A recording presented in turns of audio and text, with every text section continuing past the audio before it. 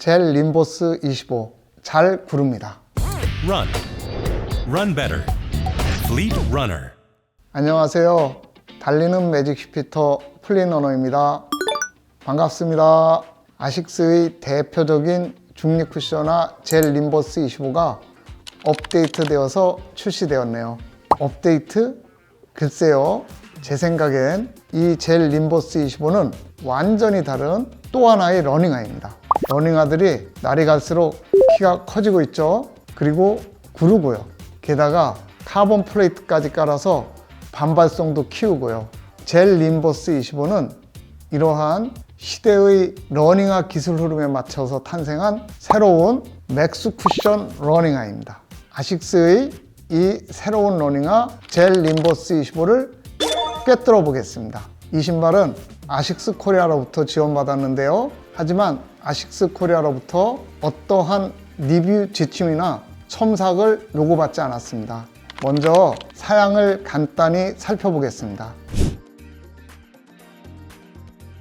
이 신발은 카본 플레이트가 깔려있지 않은 러닝화입니다. 맥스 쿠션하고요. 저해내에서 약 과해내하는 러너가 신으면 좋을 데일리 중립 쿠션화입니다. 가격은 179,000원입니다. 여성화가 269g이고 남성화가 292g입니다. 창 높이는 여성화는 D가 40.5mm이고 앞이 32.5mm입니다. 남성화는 D가 41.5mm이고 앞이 33.5mm로 옵셋은 8mm입니다. 이 신발 젤 림보스 25를 신으면 발바닥이 포근하고 부드럽습니다. 하지만 물렁물렁하지는 않습니다. 폭신하면서 탱탱합니다. 그러면서도 안정적입니다. 신발이 기분 좋게 발을 싹 감싸 안아줍니다. 키가 확 커진 느낌이 들고 신발이 잘 구릅니다. 이 신발을 언박싱해서 신으면 첫 느낌은 아마 대개는 그렇게 받을 것입니다. 중립화라는 것 외에는 이전 버전 젤 림보스 24와는 닮은 데라고는 전혀 없는데요. 그나마 그 중립성을 실현하는 방식도 완전히 다릅니다. 젤 림보스 25의 성격을 명확히 알기 위해서 이전 버전 젤 림보스 24와 비교해 보겠습니다. 두 신발의 차이를 알면 이 젤 림보스 25가 어떤 러닝화인지 금방 알 수 있는데요. 젤 림보스 24는 굽힘 러닝화이고 젤 림보스 25는 구름 러닝화입니다. 굽힘 러닝화하고 구름 러닝화는 인체를 움직이는 작동 방식, 즉 생체역학적인 메커니즘을 다르게 하는데요. 당연히 어떤 신발을 신느냐에 따라서 근력 강화나 에너지 씀씀이의 차이가 나겠죠. 굽힘 러닝화는 발동작 흐름에 순응해서 신발이 작동합니다. 신발이 보조하는 정도로만 자연스러운 발동작에 개입하죠. 반면에 구름 러닝화, 즉 로커 러닝화는 발을 신발 흐름에 어느 정도 맞춰야 합니다. 신발이 주도적으로 발동작에 개입하는데요.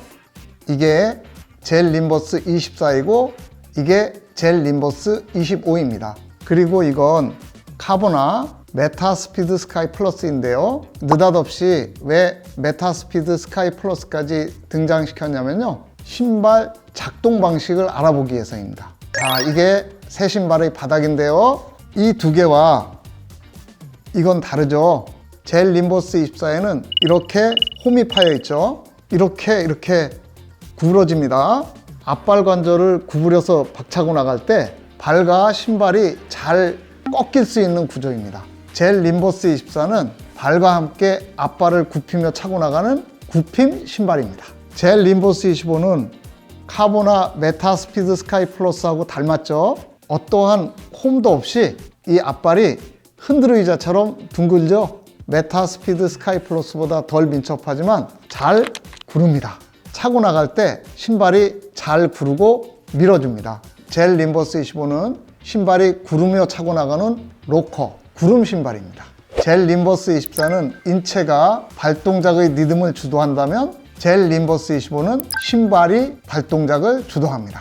젤 림보스 24는 인체발 러닝화이고 젤 림보스 25는 신발발 러닝화입니다. 이 도약 방식의 차이, 이게 젤 림보스 24와 젤 림보스 25의 가장 큰 차이점입니다. 제가 생각하기에 그렇습니다. 물론 그 밖에도 이 두 신발에는 뚜렷한 차이가 여럿 있는데요. 회내의 중립화를 실현하는 방식에도 뚜렷한 차이가 있습니다. 젤 림버스 24는 물질, 물성, 밀도의 차이로, 젤 림버스 25는 기하학적 구조로 중립화를 실현시키는데요. 젤 림버스 24에는 이렇게 뒤틀림 방지 트러스틱 시스템 플라스틱이 삽입되어 있고요. 미드솔은 아래층과 위층에 밀도가 다른 폼을 사용하고 있죠.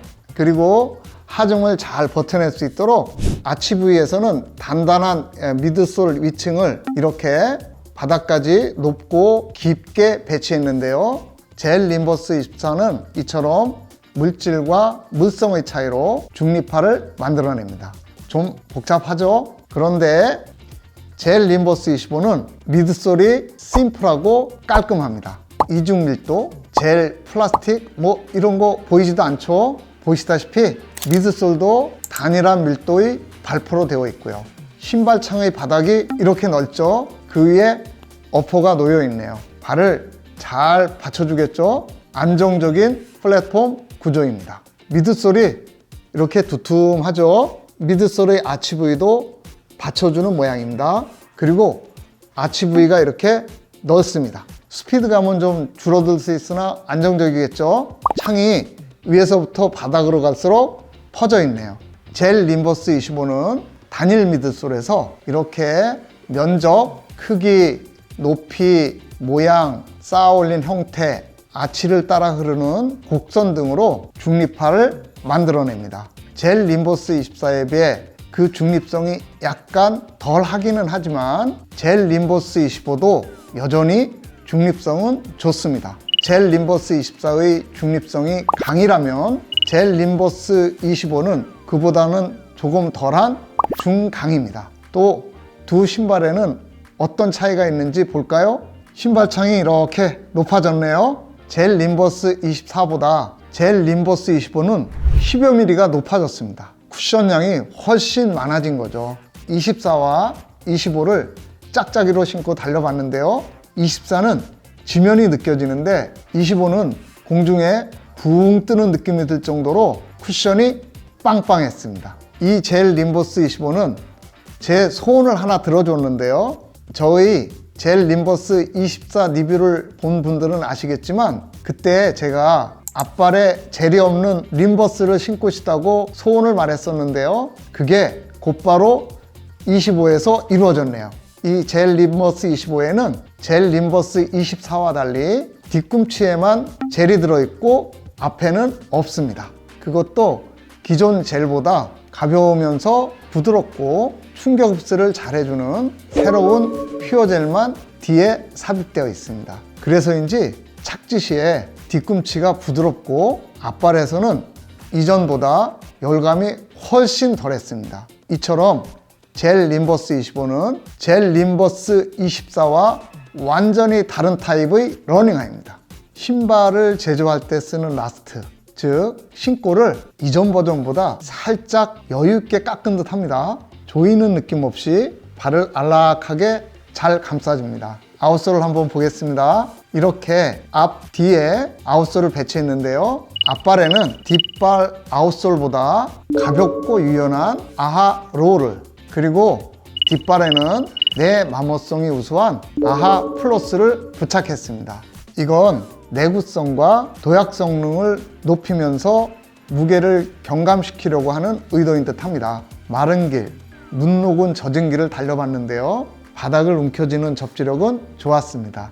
지금 이 정도 다른 거로 봐선 내구성도 괜찮을 것 같습니다. 그리고 이 신발에 앞발보다 뒷발에 내구성이 더 좋은 소재를 쓴 거로 봐선 뒤꿈치 착지 러널리한 신발인 듯 합니다. 미드솔은 가볍고 에너지 넘치는 플라이트폼 블라스트 플러스 에코를 장착했는데요. 이 미드솔은 아식스에 따르면 24%가량은 식물에서 추출한 소재를 사용했다고 합니다. 환경 친화적인 신발입니다. 높은 높이의 미드솔로 이 신발이 굴러야 하기에 이 토우 스프링이 극경사를 이루고 있는데요. 로커 포인트에서 확 구르는 로커 구조입니다. 앞서 말했듯이 미드솔은 단일폼으로 감촉이 부드럽고 폭신합니다. 쫀득쫀득하고 탱탱합니다. 반발성도 좀 느껴집니다. 제가 느끼기에 반발성은 중간 정도로 느껴집니다. 이렇게 아치 부위가 넓고 도톰하게 올려져 있죠. 아치를 지지하는 아치 서포트 구조인데요. 아치를 잘 받쳐주나 치받치는 느낌은 없었습니다. 부드럽게 받쳐줍니다. 아식스 러닝화의 상징인 충격 흡수용 젤이 이 신발에서는 안 보이죠? 뒤꿈치 안에 새로운 젤, 퓨어젤 패드가 삽입되어 있습니다. 이 미드솔의 내구성은 더 신어봐야 알 것 같습니다. 하지만 제가 추측하기엔 좋기 500kg에서 600kg 이상은 될 듯 합니다. 어퍼를 볼까요? 어퍼는 니트로 되어 있습니다. 뻣뻣하거나 지나치게 늘어나지 않습니다. 발을 부드럽게 감싸줍니다. 통기성은 바람이 흉흉 통할 정도로 크지 않습니다. 봄, 여름, 가을, 겨울 4계절을 아울러 신을 정도로 적당합니다. 이 신발효는 제가 당겨봤을 때 24와 거의 유사한 신축적인 니트 소재인데요. 24와 같이 이렇게 아주 얇고 쭉쭉 늘어납니다. 근데 24를 신은 분들 중에서 이 끈을 묶으면 간혹 발등이 자극받는다는 분들이 있었는데요. 25에서는 그런 증상이 없을 듯 합니다. 24와 25는 거의 같은 소재, 같은 두께의 신발혀입니다. 신발혀에서는 거의 변한 게 없는데요. 그러면 어떤 게 바뀌어서 그런 자극이 사라졌을까요? 제가 찾아낸 건 신발끈 이음 방식의 차이입니다.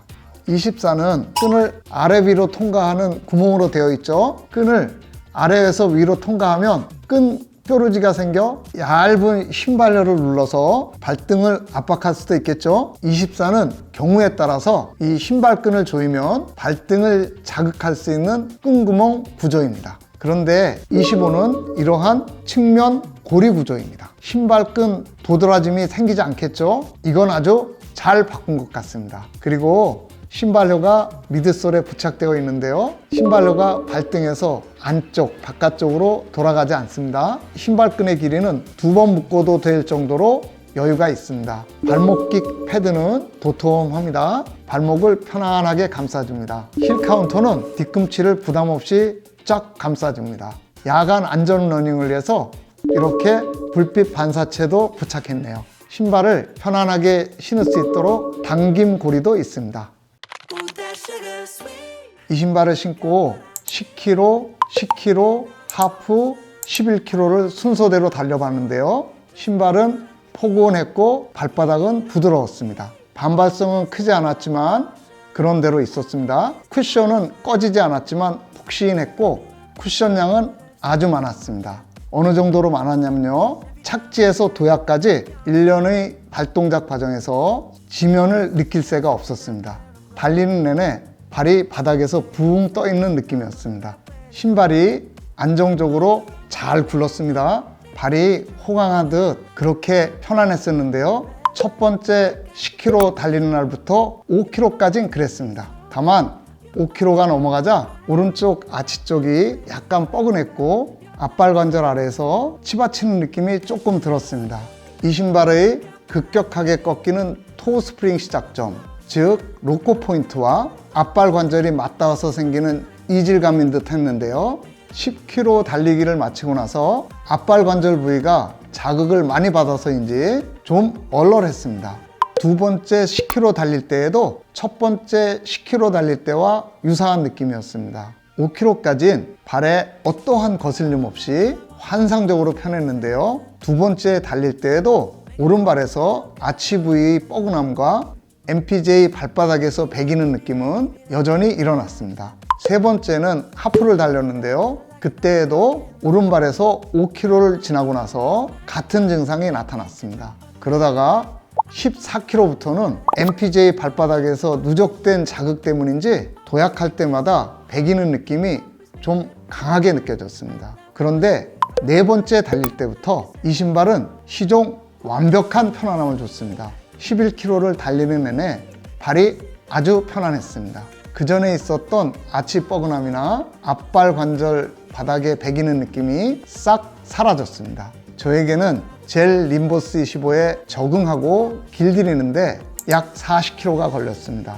5km 이상 달린다면 길들이는 기간이 좀 필요할 수도 있습니다. 당연히 사람마다 감각적인 차이가 있죠. 우리 주니 슈피터는 이 신발을 신고 5km 달리기, 6km 달리기 후 하프 레이스를 했는데요. 처음 2번의 달리기 때에만 앞발 관절이 살짝 배기는 느낌이 있었고, 하프를 달릴 땐 앞발 열감이나 배기는 느낌이 하나도 없었다고 합니다. 신발이 아주 편했다고 합니다. 이렇듯 사람마다 차이는 있을 수 있습니다만 경우에 따라서 젤 림버스 25는 높은 미드솔에 발을 안착시키고 급격한 로코 포인트를 누그러뜨리는 수능 기간이 필요할 수도 있습니다.